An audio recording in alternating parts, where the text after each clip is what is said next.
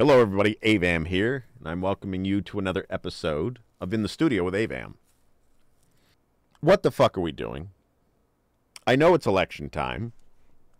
I know everybody has their own ideas about different things. But I'm tired of the junk mail. Let's talk about that. How terrible it is. Okay, so my ballot comes the other day. Boom. Immediately fill it out. I put it in the mail the next morning. So they take the ballot when the mailman comes and drops off the mail. And in the mail, there are 4 reminders to tell me to not forget to mail in my ballot. The ballot that you already just took. I get it. Like, I get that that's how snail mail works, but that's a weird system if you think about it now. It is incredibly antiquated.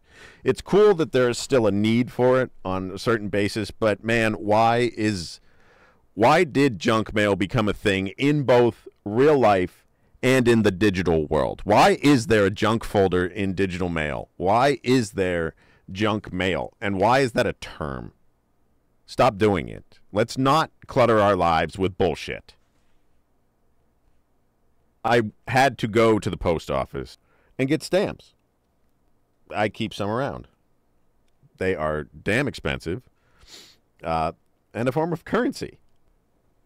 So I work in finance, and finance has Saturday hours if you are in like commercial banking and things like that. And since I work in an area that involves a lot of different departments and communication with them, it's funny to see how people react to Saturday hours.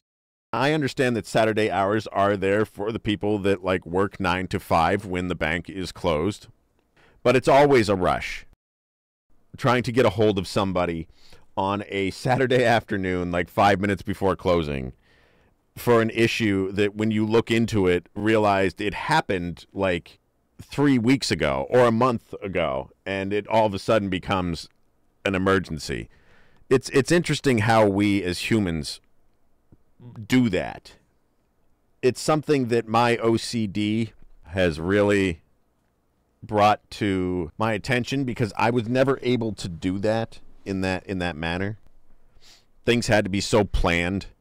So I would schedule, when I could be somewhere, because time and punctuality is really tied to a lot of my life. It's funny how those emergencies happen. So like Saturdays are flooded for a bank. And I thought it would be the same for a post office, to be honest with you. I figured, I'm going to go right after it opens. And No, I think I talked to the postman behind the counter for about 15 minutes after I got the stamps. Just about life.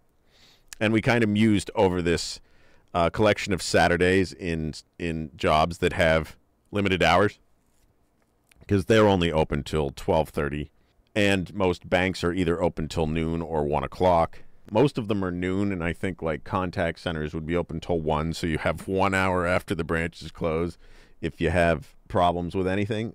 But it's funny how services like the post office, banking, all of those things that used to be so in person, the world is trying to take everything to almost completely impersonal levels, and that's strange.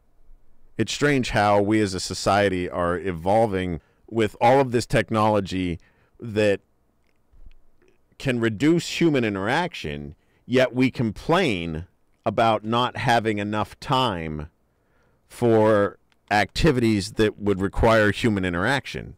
Like a lot of people are saying, nobody wants to work anymore. Well, that's not necessarily true. The workforce has changed. People don't want to kill themselves for a terrible wage. If you want a work-life balance, you want to be able to put the success of the work into part of your life. Like, it's not just we want to go on amazing spending sprees, but at least know that the future is okay and live comfortably. I think that's what really should be accessible to everyone. And there's got to be a way that it can be done. there are certainly always going to be disruptions when certain things change. The hours of things changed due to the pandemic. Okay, fine. But we're past that now, so now we just go on to exist with it. The greed has to stop somewhere. That's part of what has happened. And either we accept it and live within it, or we find a way to change it. A non-violent way to change it. A beneficial way. And you never know what will happen through the years. So just be happy with what you have. Always be looking for legitimate opportunities to better yourself and hope for the best. That's really like how I try and look at things.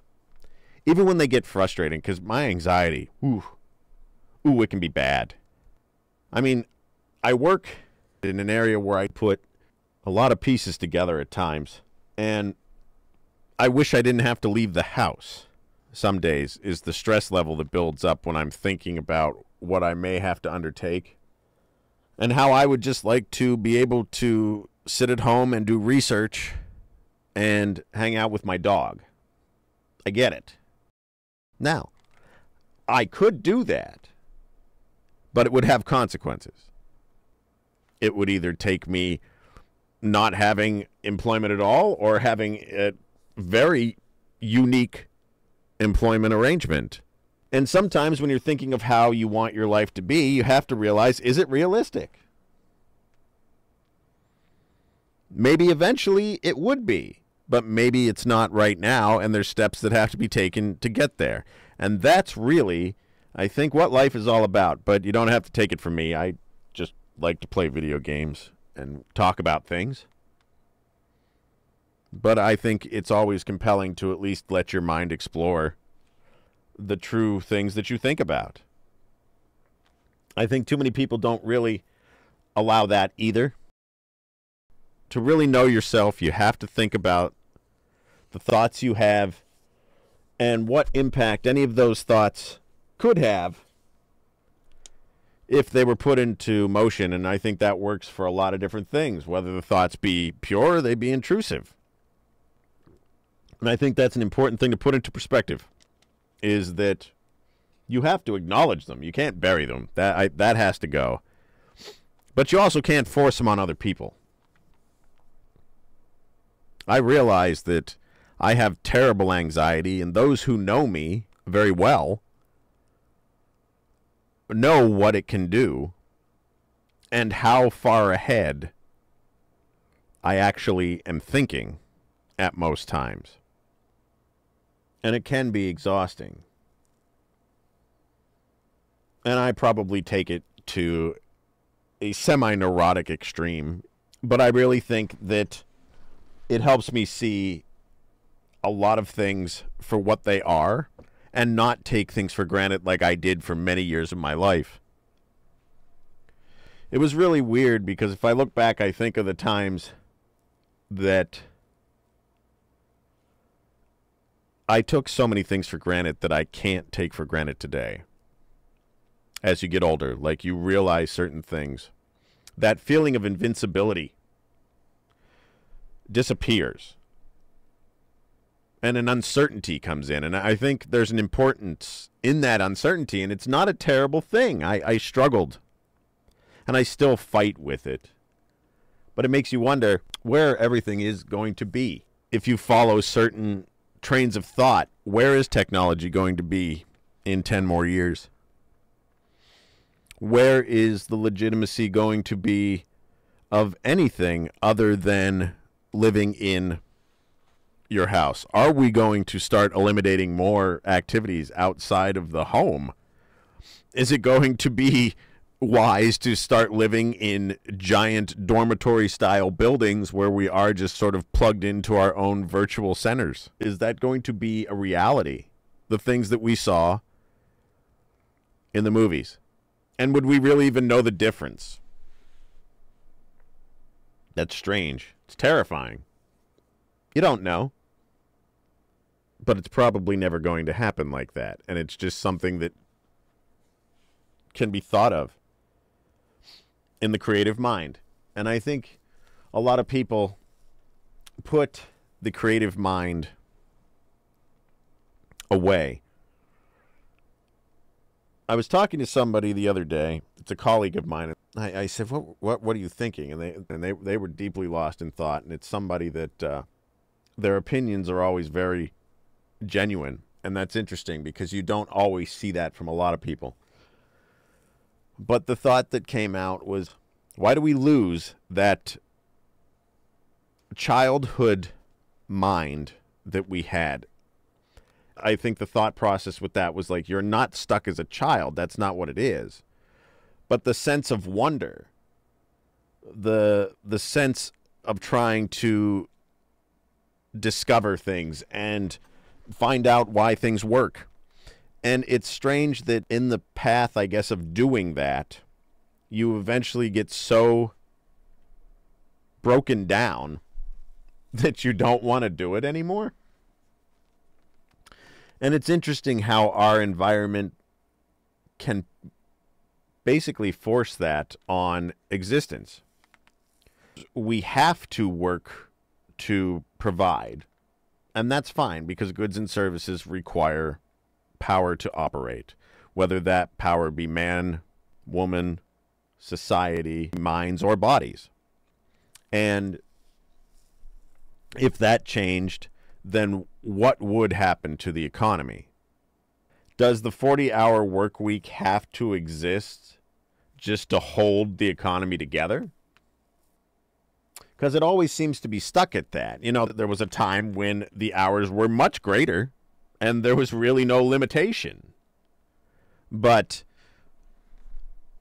what is the limitation that could provide economic stability for families and also keep the economy going?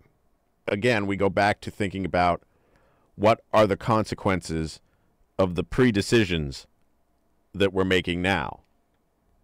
It's a strange thing if you think about it, but it's always good to dream anyway because you can make the outcome of that dream be whatever you want. It probably won't happen until we start coming together on thought processes of how we have to handle a lot of different things in life. So enjoy that thought. All of this conversation came because of junk mail. Junk mail. Well, this is Avam saying thank you for joining me for this episode of In the Studio with Avam.